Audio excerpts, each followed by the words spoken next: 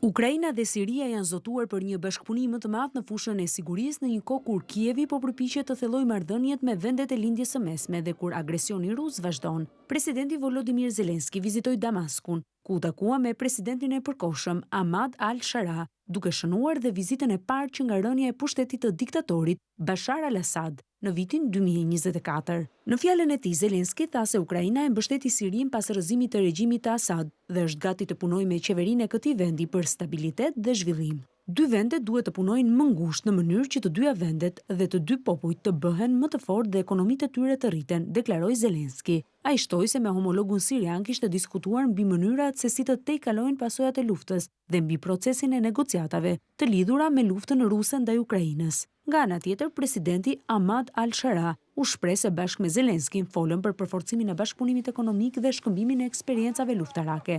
Vizita nënvizon angazhimin e Sirisë për të zgjeruar partneritetin e saj kombëtar në mbështetje të zhvillimit dhe një stabiliteti të fortë, deklaroi al-Shara. Ndryshe nga vendet e gjirit, të cilat Zelensky vizitoi javën e kaluar, Siria nuk njihet për posedimin e modeleve moderne të sistemeve ajrore antibalistike, që mund të interesojnë Kievit. Gjithashtu, sikurse vendet e tjera të rajonit, ajo nuk është në gjendje të përballet me dronët apo raketat iraniane, por Siria ka diçka që vendet e tjera nuk e kanë, baza ushtarake ruse që janë ende aktive.